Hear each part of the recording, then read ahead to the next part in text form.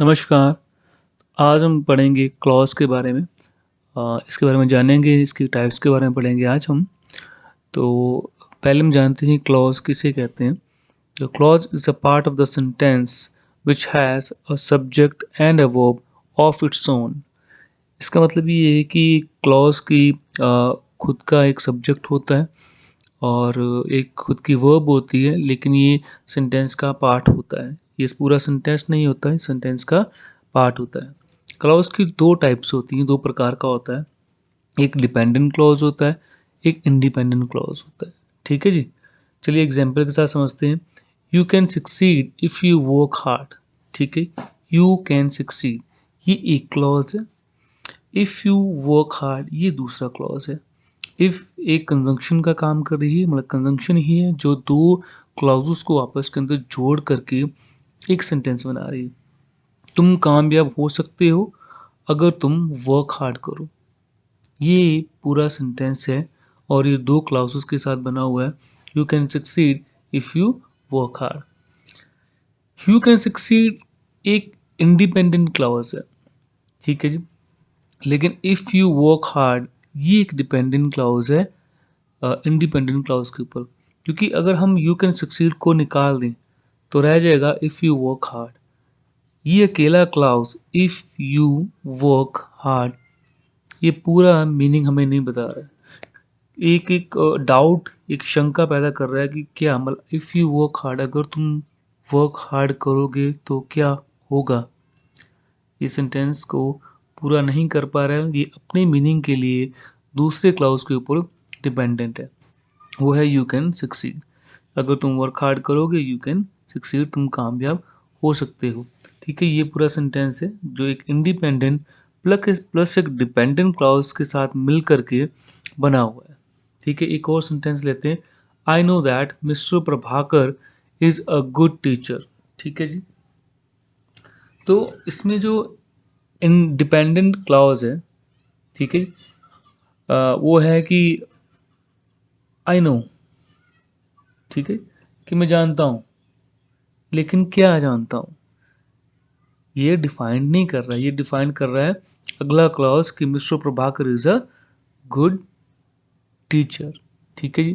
तो एक डिपेंडेंट है और एक इंडिपेंडेंट है।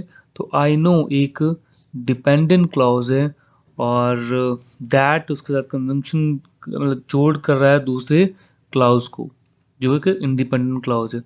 Mister Prabhakar is a good teacher ये एक इंडिपेंडेंट क्लॉज है। अगर आई नो काट भी दें तो ये अपने आप में सफिशिएंट है बताने के लिए कि मैं क्या कहना चाह रहा हूँ। क्लॉज अपना मीनिंग खुद बता रहा है, इसके इसे डिपेंडेंट नहीं है आई नो के ऊपर। ठीक है जी? चलिए उसके बाद एक और सेंटेंस ले लेते हैं। ठीक है जी? आपकी अंडरस्टैंडिंग और अच्छी बन जाएगी। She can't understand it because she is dull. वह समझ नहीं सकती क्योंकि वो डल है। ठीक है जी? तो इसके अंदर शी कांट अंडरस्टैंड इट ये एक इंडिपेंडेंट क्लॉज है। ठीक है जी? क्योंकि अगर आप बिकॉज शी इज़ डल इसमें से निकाल दें तो वो सफिशिएंट है क्लॉज अपना मीनिंग बताने में कि शी कांट अंडरस्टैंड इट। ठीक है जी? और जो डिपेंडेंट क्लॉज है बिकॉज शी इज़ डल, सो अगर सिर्फ आप इतना लें बिकॉज शी इज़ डल तो ये पूरा क्लेरिफाई नहीं कर पा रहा है कि देन व्हाट, क्योंकि वो डल है तो क्या। ठीक है ना? तो ये डिपेंडेंट है पहले वाले क्लॉज के ऊपर। तो मेरा पूरा सेंटेंस है कि शी इज कांट अंडरस्टैंड वो समझ नहीं सकती क्योंकि वो डल है। ठीक है जी? तो होप सो आपको समझ में आ गया आ रहा हो और आ गया हो कि किस तरह से क्लाउज के अंदर आप शी देखें। ठीक है ना? शी कांट अंडरस्टैंड, तो इसमें एक अपना सब्जेक्ट है, वर्ब है। ठीक है ना? उसी तरह शी इज़ डल तो इज़ वर्ब है, शी है जो मतलब सब्जेक्ट है जिसके बारे में बात हो रही है, इज़ उसके अंदर वर्ब है। ठीक है? डल एक एडजेक्टिव है। तो ये दोनों ही क्लाउजेस के अंदर अपना सब्जेक्ट है और वर्ब है। ठीक है जी? लेकिन एक डिपेंडेंट है, एक इंडिपेंडेंट है, तो दोनों आपस के अंदर मिलकर के एक सेंटेंस बना रहे हैं। तो मेरा अल्टीमेट ये ऑब्जेक्टिव था आपको बताने का कि एक सेंटेंस की रचना क्लाउसेस के साथ होती है। ठीक है? फ्रेज हमने पिछली वीडियो के अंदर पढ़ा है। ठीक है जी? और जब एक क्लॉज होता है, एक डिपेंडेंट क्लॉज होता है, एक इंडिपेंडेंट क्लॉज होता है, ये पॉसिबल है एक सेंटेंस के अंदर दोनों ही डिपेंडेंट क्लॉज हो, ठीक है, दोनों ही इंडिपेंडेंट क्लॉज हो, एक डिपेंडेंट एक इंडिपेंडेंट क्लॉज हो, इन क्लॉजेस को मिल करके एक सेंटेंस बनता है, ठीक है जी। अब हम बात करते हैं डिपेंडेंट क्लॉज की टाइप्स की।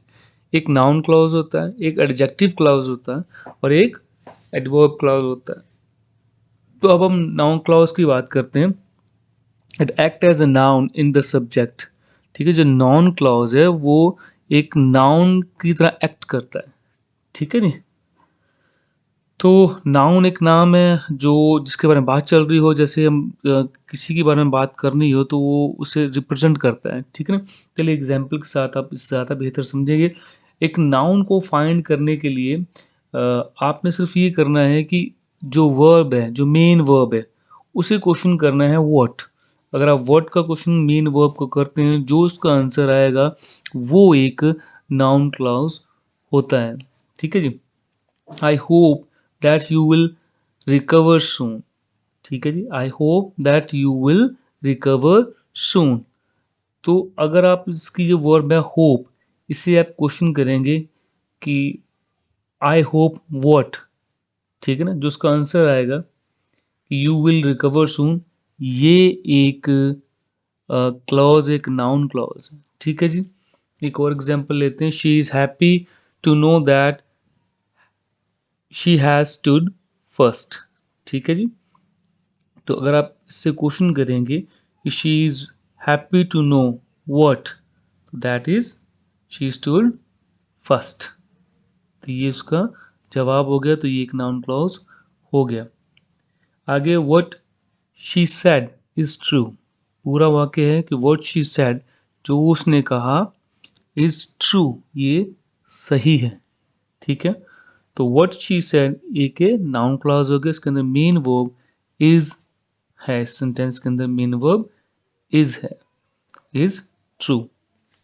आप देखेंगे जब आप नाउन क्लॉज का, मैं आपको और भी एग्जांपल्स करवाता हूँ, तो आप ये पाएंगे कि जिसके अंदर व्हाट के साथ लगा होगा, दैट के साथ लगा होगा, वही एक नाउन क्लॉज है।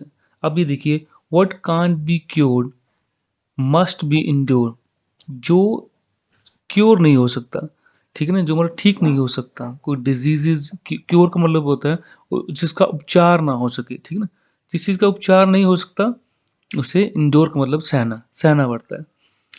What you can't be cure, जो तुम ठीक नहीं कर सकते, क्योर नहीं कर सकते, मस्ट बी इंडोर। तो what you can't be cure एक नाउन क्लॉज है, ठीक है। उसके ऊपर था व्हाट शी सेड, वो हमारा नेक्स्ट सेंटेंस है। I expect that she will win the game, that she will win the game एक नाउन क्लॉज है, ये ऑब्जेक्ट ऑफ द वर्ब भी, यानी एक्सपेक्ट एक वर्ब है और उसके बाद में आने वाला सेंटेंस का जो वाक्य है ये ऑब्जेक्ट की तरह काम कर रहा है, तो इसे हम ऑब्जेक्ट ऑफ द वर्ब भी कह लेते हैं, बट है ये एक नाउन क्लॉज ही। मैं आपको नाउन क्लॉज कैसे पहचानते हैं यही समझा रहा हूँ, ठीक है ना। जब ये भी आप इकट्ठे इस सेंटेंसेस को स्क्रीन के ऊपर देखेंगे तो आप ज़्यादा बेहतर समझ पाएंगे। हम नेक्स्ट सेंटेंस की तरफ चलते हैं।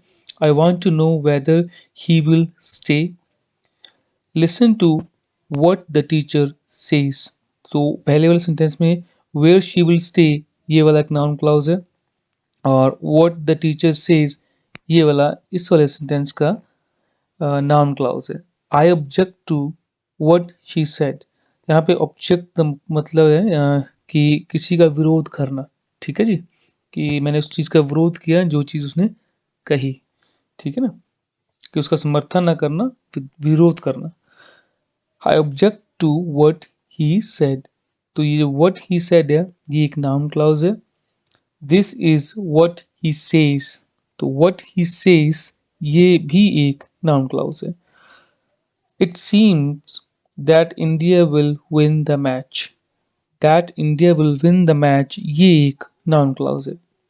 इट इज ट्रू, तो अभी आपने ये देखा होगा कि जो नाउन क्लॉज है वो किसी न किसी कंजक्शन, किसी न किसी लिंक के साथ जुड़े हुए हैं, ठीक है नहीं, और जो वो लिंक जहाँ आता है वही ये आपका नाउन क्लॉज होता है। अगर आप शुरू से देखें, ठीक है जी, तो पहले व्हाट ही सेड ये एक है, व्हाट कांट बी कोड ये एक नाउन क्लॉज है, उसके बाद है that she will win the game, where he will stay, what the teacher says, what he said, what he says, that India will win the match, that politics। आपकी noun clause है। मुद्दे की बात यह है कि मैं आपको ये समझाने की कोशिश कर रहा हूँ कि किस तरीके से क्लाउजेस आपस में मिल करके एक सेंटेंस का निर्माण करते हैं। ठीक है, क्लाउज लगे हैं, सेंटेंस लगे हैं, ये सेंटेंस का हिस्सा ही है। डिफरेंट डिफरेंट मैंने आपको टाइप पे करवाए हैं, मतलब पहले करवा दी, आगे दो टाइप्स रह गई हैं, वो और आपको करवा दूंगा। लेकिन मुद्दा ये है कि मैं आपको ये नहीं सिखा रहा हूँ कि आप किस तरीके से ग्रामर वहाँ जाके यहाँ के पेपर में या कहीं और भी जाके अटेम्प्ट करें, वो आप सीख जाएंगे। चीज़ ये है कि आपको इसका पता होना बहुत ज़रूरी है। ठीक है, क्लाउज होते क्या हैं, दैट्स इट। ठीक है, आप पहचान सकें कि ये क्लाउज है। ठीक है, ये सेंटेंस के पार्ट्स हैं और ये इस तरीके से ये बना हुआ है। इसके अंदर मेन वर्ब क्या है वो आप समझ सकें, यही मेरा अल्टीमेट है पूरा का पूरा ऑब्जेक्टिव, कि आप सेंटेंस के अंदर क्लाउजेस को समझ सकें। चलिए अब ऑब्जेक्टिव क्लाउज की बात करते हैं। An adjective clause does the function of adjective in the sentence. Adjective का फंक्शन करता है। ठीक है, ये आप इन्हें पहचानेंगे कैसे कि ये कनेक्टेड कुछ वर्ड आपको बनाता है, इनके साथ इनकी कनेक्टिविटी होगी। जैसे who, whom, whose, which, that, as, how, when, where, why, etc. तो ये these links हैं ना, these are the links through you can understand, through which you can recognize which one is a adjective। ठीक है ना, तो इनसे आपको पता लग जाएगा कि कौन से एडजेक्टिव क्लॉज है। This is a house which my uncle has proud. तो दिस इज अ हाउस, ये एक हाउस है, ये क्लाउज है। विच के बाद में जो आने वाला ये दूसरा क्लाउज है, ये एक एडजेक्टिव क्लाउज है। मतलब ये है कि भाई ये जो पहला जो हाउस है ना, जैसे इसके अंदर जिस चीज़ को इंट्रोड्यूस कराया गया उसकी एडिशनल इंफॉर्मेशन देता है। दिस इज द हाउस, अब ये हाउस है और इसकी इंफॉर्मेशन दे रहा है कि विच माई अंकल हैज़ ब्रॉड, जो कि मेरे अंकल ने खरीदा है। ये इसकी एडिशनल इंफॉर्मेशन दे रहा हाउस की।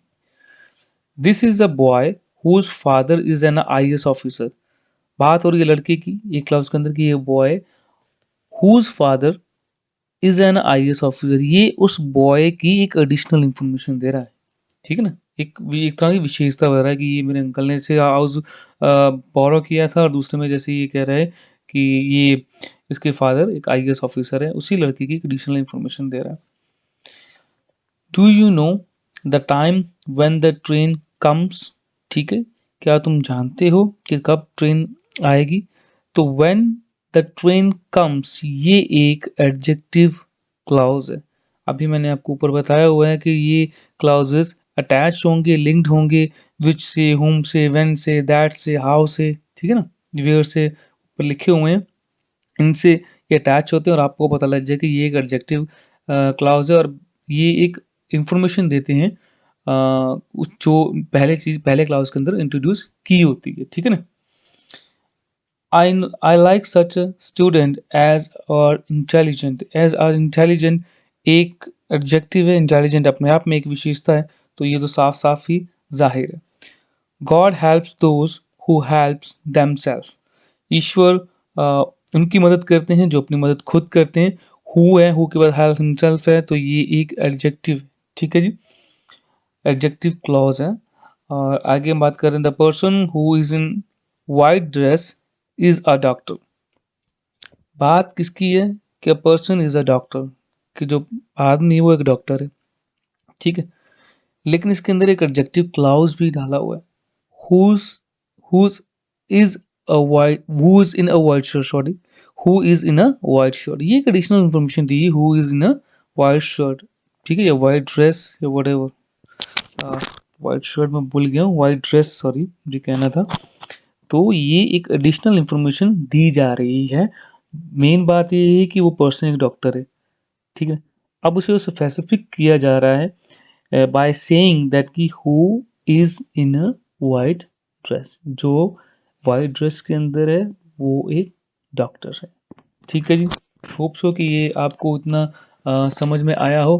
अब मेरी लास्ट टाइप रह गई है, अब हम उसे कर लेते हैं, और ये है एडवर्बियल टाइप। ठीक है ना, एडवर्बियल होता क्या, एडवर्ब कहते हैं जो कि वर्ब को क्वालिफाई करे। उसे हम एडवर्बियल कहते हैं। चलिए एग्जाम्पल समझते हैं। If you join this class I will teach you. ठीक है जी, कि अगर तुम ये मेरी क्लास ज्वाइन करते हो, if you join this class I will teach you, मैं तुम्हें पढ़ाऊँगा। तो डिपेंडेंट क्लॉज है if you join this class, if भी कोऑर्डिनेट कंजंक्शन लगी हुई है और ये क्या कहते हैं कि डिपेंडेंट है, डिपेंडेंट है इंडिपेंडेंट के ऊपर, क्योंकि अगर मैं लूँ कि if you join this class, इतना लूँ तो ये क्वालिफाई नहीं कर पा रहा है अपना मीनिंग को, और या एक्सप्रेस नहीं कर पा रहा है पूरी तरह से कि अगर ज्वाइन करते हो तो क्या होगा। ठीक है ना, तो ये डिपेंडेंट है अगले वाले क्लास के ऊपर, मेन क्लास के ऊपर, आई विल टीच यू। ये तो हो गई एक बात।